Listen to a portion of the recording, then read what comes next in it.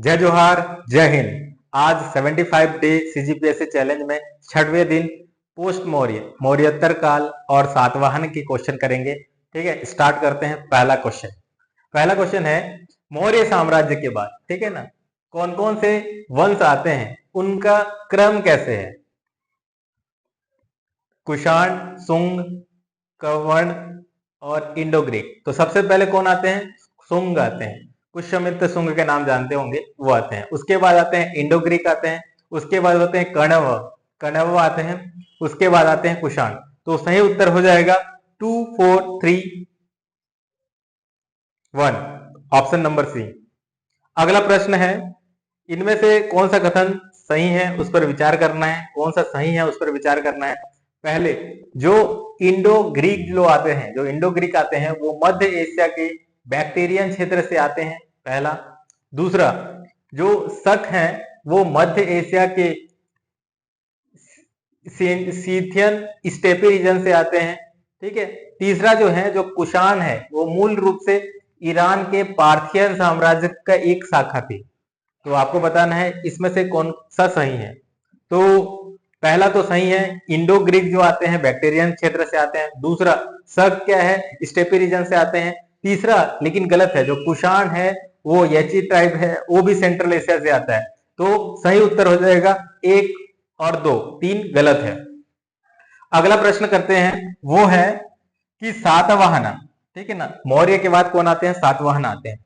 तो सातवाहना के टाइम में जो महत्वपूर्ण जो व्यापारिक और बौद्ध सांस्कृतिक केंद्र था, ठीक है, उज्जैन, अमरावती, पाटलिपुत्र, तक्षशिला। जैसे ही आपको पता है कि सातवाहना का जो क्षेत्र है, जो अभी का डेक्कन का क्षेत्र है, या फिर आंध्र प्रदेश और तेलंगाना का क्षेत्र है, इवन सातवाहना आंध्र बोला गया है, आंध्र, ठीक है ना। और अभी जो नया आंध्र प्रदेश बना है, उसका कैपिटल कौन सा बनाया है, इसी एक इंपॉर्टेंट पॉइंट से आपको पता चल जाएगा। इसका जो नया जो कैपिटल बना है वो अमरावती, लेकिन अमरावती सातवाहना काल में भी बहुत समृद्ध था। और अमरावती जो आर्ट है बहुत ज्यादा फेमस है, और एक बौद्ध सांस्कृतिक केंद्र भी था। तो इसका जो सही उत्तर हो जाएगा वो हो जाएगा बी, अमरावती। तीसरा क्वेश्चन करते हैं कि निम्न में से कौन से बौद्ध ग्रंथ, ठीक है ना, मिलन पन्नों में जिक्र है। मिलन पन्न एक बौद्ध ग्रंथ जो मिलन पन्नों है, ठीक है ना, उसमें कौन से शासक का वर्णन है?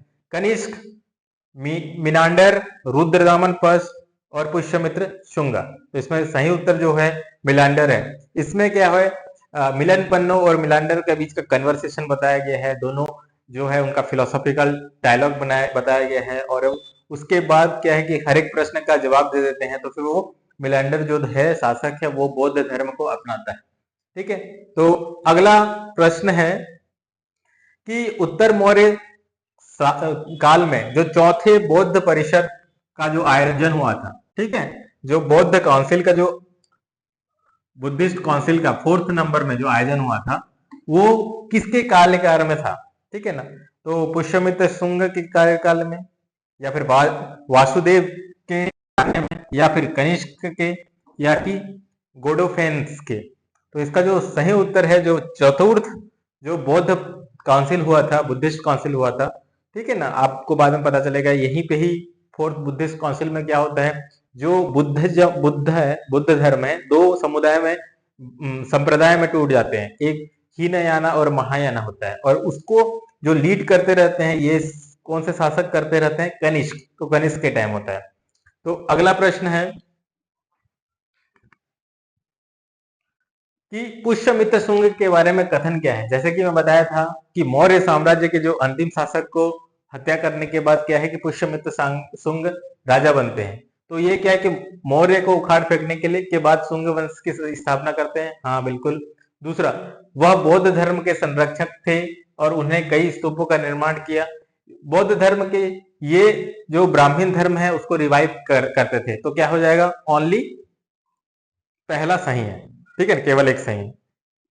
दूसरा, रुद्रदामन प्रथम के बारे में आपको बताना है, विचार करना है क्या सही है। रुद्रदामन प्रथम ये जूनागढ़ शिलालेख के लिए प्रसिद्ध है, ठीक है, जूनागढ़ शिलालेख के लिए प्रसिद्ध है, और एक शक शासन है, दूसरा शासक है। दूसरा, उन्होंने सुदर्शन जो झील है उसका पुनर्निर्माण कराया था, ये निर्माण नहीं पुनर्निर्माण कराया था। ठीक है, तो ये तो आपको बताना है इनमें से कौन सा कथन सही है, केवल 1, केवल 2, दोनों। तो इसमें दोनों सही है। ठीक है, अगला जो प्रश्न है, जो जूनागढ़ अभिलेख, जूनागढ़ अभिलेख है, उसमें किसका जिक्र है? तो रुद्रदामन प्रथम, कनिष्क, मिनांडर या पुष्यमित्र शुंग। तो इसका जो दामन प्रथम। ठीक है, ये भी एक शक है।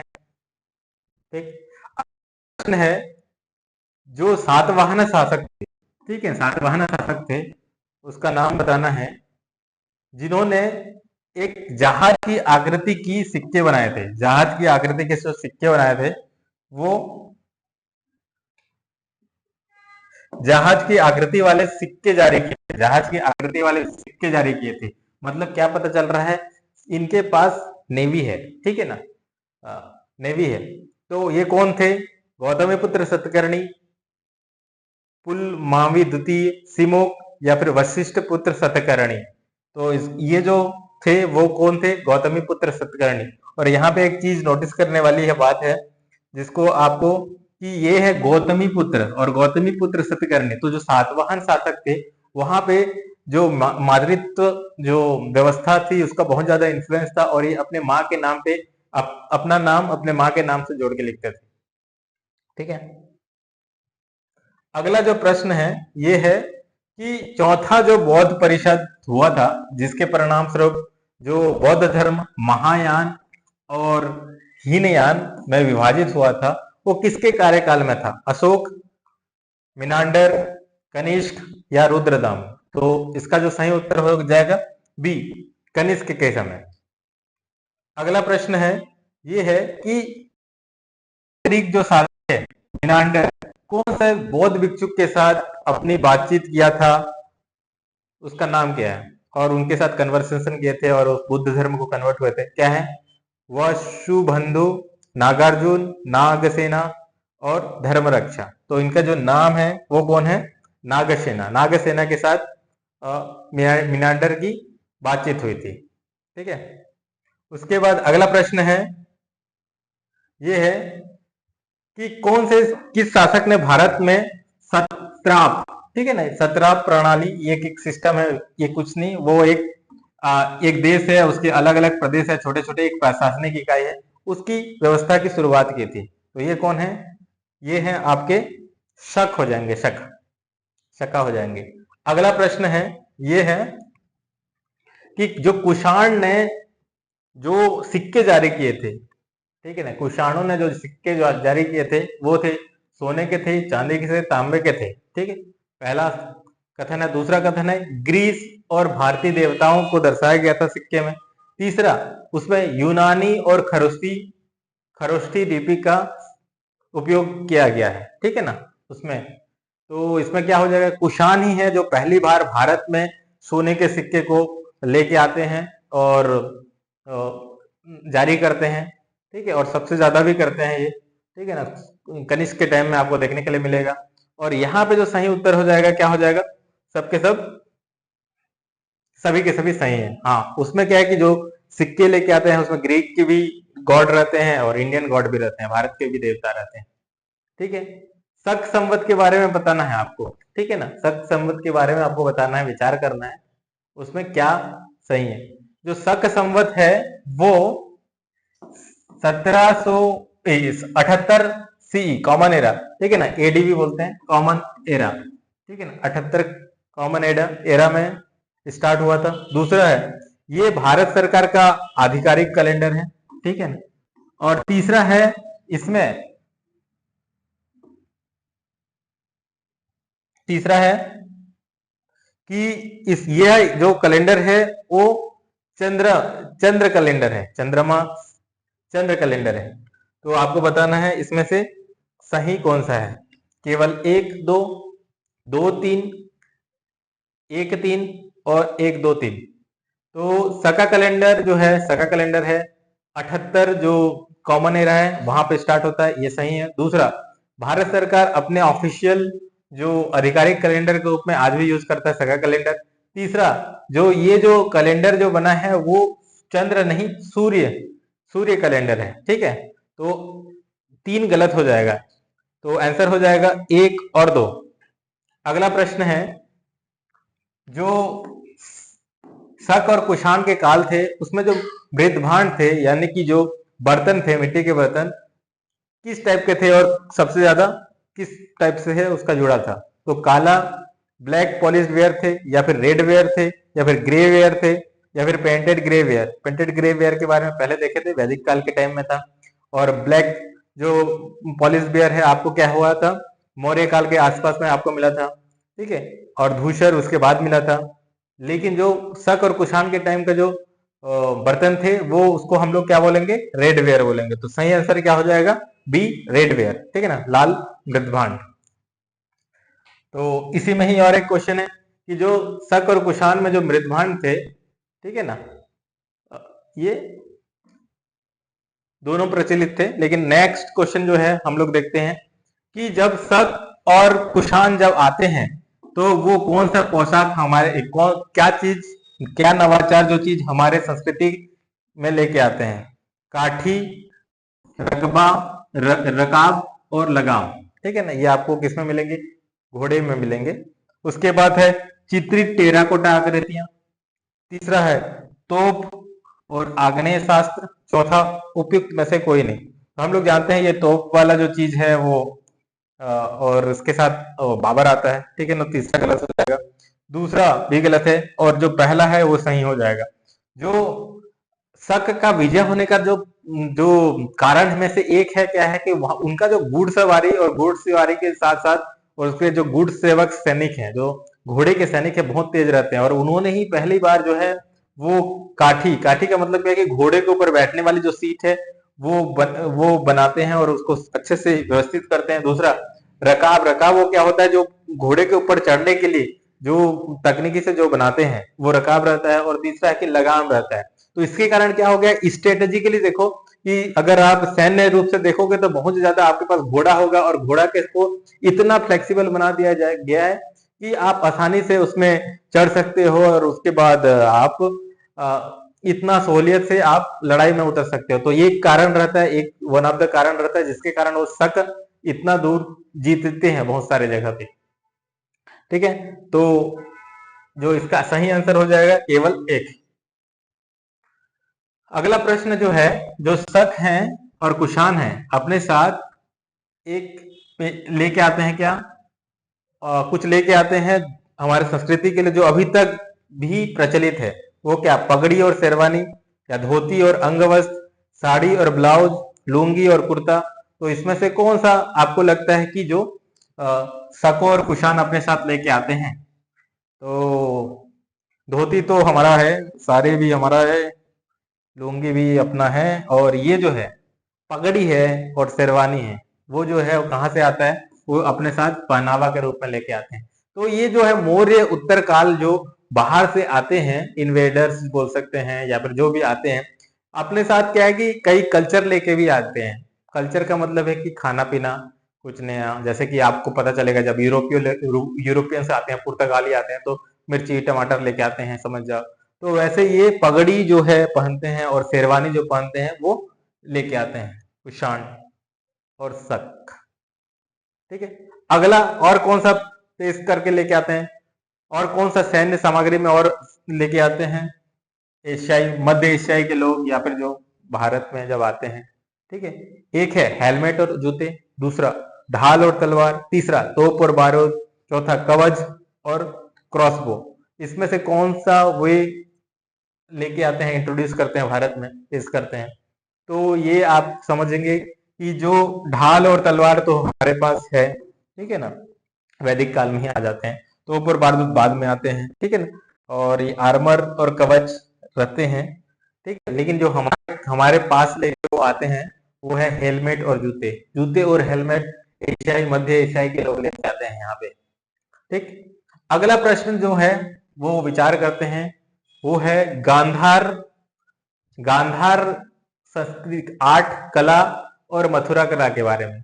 आपको पता है कि बहुत ज्यादा फ्लोरिश होता है पोस्ट मौर्य काल में, जो गांधार का जो आर्ट होता है बहुत ज्यादा पनपता है, और क्या है, मथुरा का आर्ट बहुत ज्यादा फलकता है, ठीक। तो इसके बारे में जो कथन है कि जो गांधार का अर्थ है यथार्थवादी, मतलब बहुत ज्यादा रियलिस्टिक है, ठीक है। दूसरा, जबकि मथुरा का आर्ट जो प्रतीकवादी है, मतलब सिंबॉलिक है, मतलब सिंबॉलिक का मतलब क्या है कि बहुत ज्यादा मटेरियल है और इसमें बहुत ज्यादा क्या है कि आइडियाज हैं, ठीक है। दूसरा, मथुरा ने केवल बौद्ध विषयों को चित्रित किया है, जो मथुरा में बौद्ध विषय पे, जबकि गांधार में हिंदू और बौद्ध दोनों विषय पर चित्रित किया गया है। तीसरा, गांधार का जो बुद्ध है, बुद्ध की प्रतिमा बनाया गया है, उसमें प्रभाव मंडल है जो ऑरा बोलते हैं। साथ साथ मथुरा में जो बुद्ध है वो वृक्ष के नीचे दिखाया गया है मेडिटेशन करते हुए। तो आपको पता होगा कि दुनिया में जो सबसे पहला बार किसी देवता का जो मूर्ति बनाते हैं, वो आपको पता होगा कि वो बुद्ध जी का मूर्ति होता है। और वो जो बुद्ध जी का मूर्ति यहाँ से लेकर टर्की तक के आसपास में दिखता है, अगर आर्कियोलॉजिकली देखा जाए तो सेंट्रल एशिया से लेकर पूरा टर्की तक से लेकर अपना भारत से लेकर पूरा साउथ ईस्ट एशिया तक, ठीक। तो और मूर्ति पूजा भी, और सबसे पहला मिशनरी जो रिलीजन भी बुद्धिज्म बनता है, ठीक। तो इसका जो सही उत्तर हो जाएगा, पहला तो सही है, ठीक है। दूसरा गलत है, ओनली बुद्धिस्ट थीम पे नहीं होता, ठीक है। और ओनली ये मथुरा में आर्ट में बुद्ध के साथ साथ हिंदू हिंदू जो चित्रण किया जाता है, हिंदू थीम पे ही चित्रण किया जाता है, हिंदू देवताओं का भी चित्रण किया जाता है, ठीक है। और तीसरा तो प्रभामंडल सही है। अगला प्रश्न है, इन्हीं के टाइम में जो अश्वघोष है, अश्वघोष है वो बुद्ध चरित्र लिखता है, जो कि बुद्ध के जीवन काल का वर्णन करते हैं, पहला कथन है। दूसरा कथन है, जो वात्सायन है वो कामसूत्र के बारे में जो बुक लिखते हैं, जिसमें क्या है कि ओनली फिजिकल रिलेशनशिप के बारे में बताया गया है। ये आपका दो कथन है। तो कौन सा कथन सही है? केवल एक, केवल दो, दोनों, और दोनों में से कोई नहीं। तो आपको पता चलेगा कि पहला तो सही है, अश्वघोष जो है वो बुद्ध चरित्र लिखता है, ठीक है। और लेकिन जो दूसरा क्वेश्चन है, हाँ वात्सल्य ने कामसूत्र लिखता है, लेकिन ये पूरा लाइफ स्किल के बारे में बताते हैं, लव के साथ साथ जो सब कुछ चीज को बताते हैं, ठीक है ना। फिजिकल जो रिलेशनशिप है एक एस्पेक्ट है, तो ओनली नहीं हो जाएगा, ठीक है ना। तो ये गलत हो जाएगा, तो केवल एक सही होगा,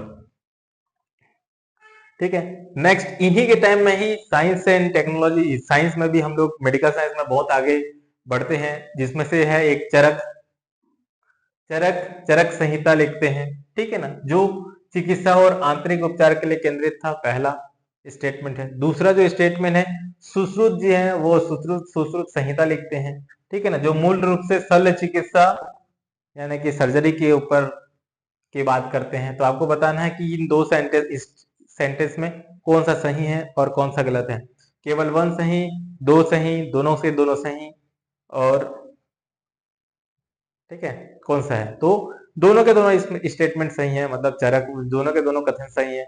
चरक संहिता में क्या है, जो चिकित्सा और आंतरिक उपचार के बारे में बताते हैं। सुश्रुत संहिता में प्लास्टिक सर्जरी के बारे में बताते हैं, और जो जो प्लास्टिक सर्जरी का जो है वो हमारे ही देश में सुश्रुत जी के थ्रू स्टार्ट हुआ था, ठीक है। अगला जो प्रश्न है वो है, प्राचीन भारत या फिर मौर्य पोस्ट मौर्य काल में ब्राह्मणों को भूमि में दान देने की प्रथा, ठीक है ना, कौन से राजवंश ने स्टार्ट किए थे? और यहीं से ही हम लोग बोला जाता है कि सामंतवाद का जन्म होता है, ठीक है ना। तो वो कौन थे? मौर्य थे, सातवाहन थे, शुंग थे, या कुषाण थे? तो इसका जो सही उत्तर हो जाएगा वो कौन सा हो जाएगा? सातवाहना। सातवाहना ने ही भूमि देना शुरू कर दिया था, ठीक है। अगला जो प्रश्न है ये है कि सातवाहना के जो वास्तुकला है, इनके टाइम में भी जो आर्ट बने हैं, ठीक है ना, कला बने हैं, उसमें से जो है अमरावती, जो बताए थे, अमरावती में जो स्तूप है, बुद्ध के जीवन को दर्शाने वाले जटिल नक्काशीदार पेनलेक के लिए प्रसिद्ध है, पहला कथन। दूसरा, कारले कारले एक जगह है जहां पे चैत्य है, ठीक है ना, उसमें बहुत बड़े हालों में से एक है, चैत्य हाल में से एक है, जिसमें भव्य द्वार है। तो आप दोनों का जो इमेज देखेंगे तो आपको पाएंगे कि हाँ बिल्कुल, ये जो बहुत बड़े हाल है, ठीक है ना, कारल कारले में, ठीक है ना, एक चैत्य है। चैत्य मतलब जहाँ पे जो बौद्ध मंक लोग हैं जो वहां पे रुकते हैं, ठीक है ना, और वहां पे पूजा करते हैं। तो इसका जो सही उत्तर क्या हो जाएगा? दोनों के दोनों हो जाएगा। ठीक है, दोनों के दोनों का सही कथन है। ठीक, अमरावती का स्तूपा और कार्ले का चैत्य। अगला प्रश्न देखते हैं कि निम्न में से कौन सा कथन सही है, इनमें से कौन सा कथन सही है। तो भरूच, आपको याद रखना है, भरूच एक जगह है जो जहां पे रोम के साथ व्यापार करने के लिए एक प्रमुख बंदरगाह के रूप में है। ठीक है ना, एक बंदरगाह बोल रहा है कौन, भरूच। दूसरा मुजिरिस, मुजिरिस भी एक बंदरगाह है, व्यापार के लिए प्रसिद्ध है, वो केरला में है बोल रहा है। तीसरा तम्रलिप्ति, ये भी एक जगह है। ठीक है ना, ये भी एक बंदरगाह ही है, ये डेक्कन क्षेत्र में स्थित है। तो आपको बताना है इनमें से कौन सा स्टेटमेंट सही है। तो पता चलेगा कि भरूच हाँ बंदरगाह है व्यापार के लिए, केरल में मुजरिस भी एक जगह है व्यापार के लिए, लेकिन ताम्रलिप्ति जो डेक्कन के क्षेत्र में नहीं है, ये बंगाल में है। ठीक है, तो जो आंसर हो जाएगा केवल 1 और 2। ठीक है ना, तीसरा गलत है। अगला क्वेश्चन है और लास्ट क्वेश्चन है, प्राचीन काल में जो श्रेणी बोलते हैं, श्रेणी या श्रेणी जो बोलते हैं, वो क्या है। ये क्या व्यापारियों और कारीगर का एक संघ है, एक गिल्ड्स है। दूसरा धार्मिक संस्था है, या तीसरा राजनीतिक संगठन है, या चौथा राजकीय नियंत्रण के में समूह है। तो आपको बताना है श्रेणी क्या है। तो श्रेणी क्या है, ये क्वेश्चन आ चुका है, यूपीएससी में भी क्वेश्चन आ गया है। तो इसका जो सही उत्तर है वो क्या है, व्यापारियों और कारीगर का एक संघ है। ठीक है, तो आज के लिए इतना ही। हमसे जुड़ने के लिए नीचे में डिस्क्रिप्शन है, उसमें आप हमारे टेलीग्राम और व्हाट्सएप से जुड़ सकते हैं। और ये पीडीएफ अगर चाहिए तो हम टेलीग्राम में ही अपडेट करते हैं, तो आप उसमें जुड़ के पीडीएफ ले सकते हैं। थैंक यू, जय हिंद।